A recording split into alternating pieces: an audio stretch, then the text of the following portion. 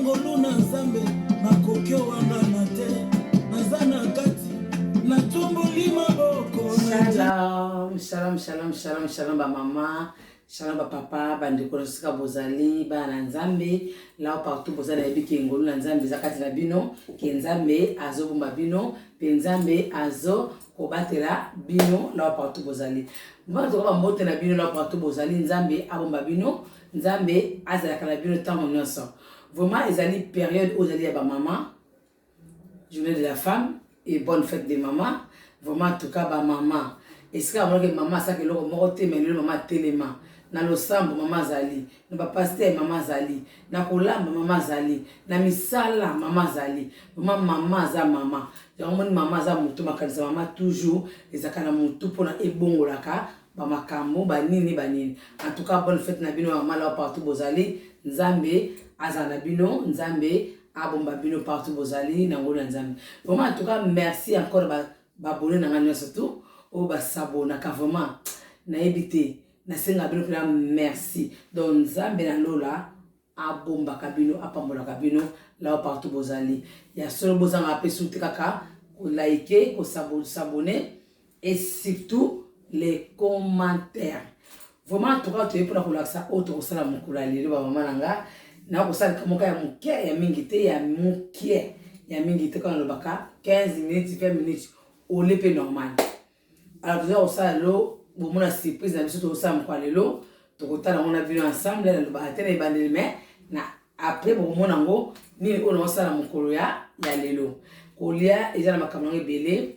ngana zo ko sala lelo dendo nous avons ça la dendo alors dendo na zo sala dendo ya déjà dendo fumé ngana ozo lo fumé na osala na nzungu na kolamba na nzungu na okalinga ngo bo mandenge sala parce qu'il y a des fois dendo ba to sala na manière ebele mais dendo zo mo za très dangereux aussi et ça bien to lia ka biso ngo mais to lia ngo pas tout le temps il y a maman ole parce que ça ma foot ça ni mais nzoto on peut ya moko isi nga to lia kaka to lia na biso cho ezate il va prendre de regarde to lia na biso maman Choukoko chérie, tout bien la biso. Voilà. Vous allez brancher pour la potala et surtout liker et commenter et s'abonner. Voilà mes amis, on a expliqué que vous avez salé dendo na biso. Donc dendo na biso yango to lia mukwa lelo. Donc il bloque mon boy à 5 minutes au lait. Donc vite fait. Donc là tozana dendo na biso, dendo et tozana safu na biso. Tozana matungulu na biso et tozana kwanga na biso. Alors ngai lelo nazolia lelo na bapaya nanga tozolia lelo dendo na safu na ni matungulu. Alors là toke na action tutande to kata dendo na biso ko kata yango Suzy Kuswe mondo raté hein. Alors yango na biko na biso yango wana Rebecca donc dendo na biso yango tozolia yango lelo pendo kitokos là toke na action to na kokata yango et puis to tia na moto vite fait hein to lia lo vite fait donc là biloko mo va vite fait voilà donc là tozo kokata dendo na biso atonu na tia mo mpanzi donc dendo na sokoli très bien au sokoli olongo biloko za kata dendo a olongo yango. Et là, c'est comme un niveau yako kata dendo na biso là voilà. Zo kata ye.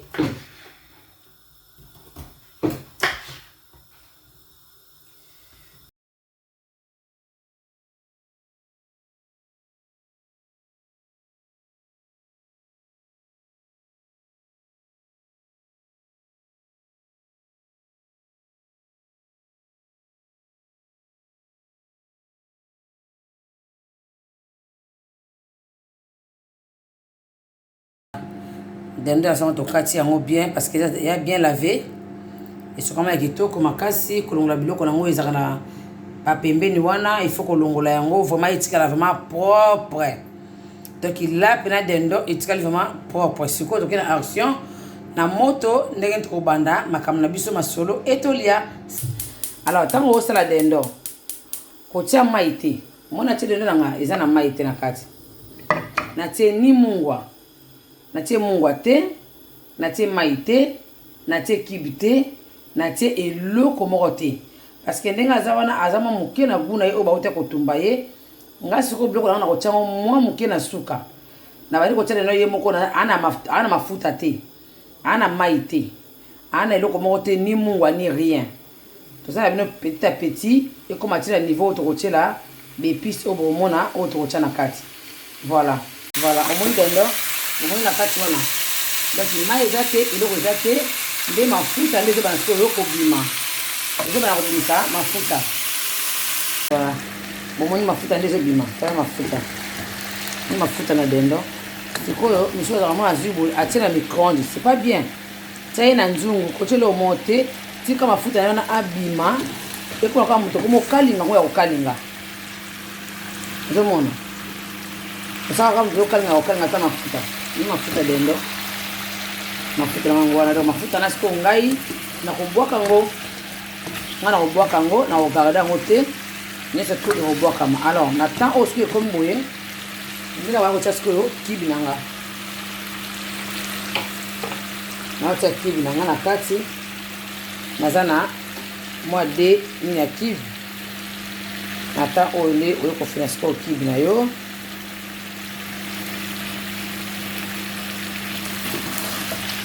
allez wandi kokalinga bakowela te okite fo ozela mpe mafuta nango mpona abima akobimisa mafuta na ye presque akobima mais yo ozokalinga kaka ozokalinga ye après tobwaki mwa moskali moke na kati continue kotourne ye continue kobalola ye alors fo sikoyo moskali wana ekota na dendo bien motika aokalinga mafuta donc azobimisa mafuta donc là azocontinue kobimisa mafuta azocontinue kobimisa mafuta na ye wana moi akoki kochange couleur ezochange ezokoma couleur mo ya vitoko alors toyani so mpona temps mokie parce que bainvité nanga baza pressé papa de legani baza pressé mama chuchu koko bah tellement pressé ma jumelle maman Nancy Sassa en tout cas voilà mon papa JC Jean-Claude JC mon papa nanga na Bonizambe donc là on raté kaka Sébastien o 1968 kitoko makasi Kembi Tanya la brésilienne yango wana dendo na biso tozokoba sekokoba tozokoba na bolingo na Nzambe tozokoba na bolingo na Nzambe mola pena ezokalingama ezokota bien moskadi wana ezokota bien mwa kibu wana tala mafuta botala mafuta oyo natia yango te yango moko moto mafuta yango moto ebimi ya mafuta oyo mpe okosala yango ntango soki loso abula ya soki olingi ya mpe mabe te ya kitoko lomwa loso na loso boye otie mafuta ya dendo likolo mama ye Chelsea tete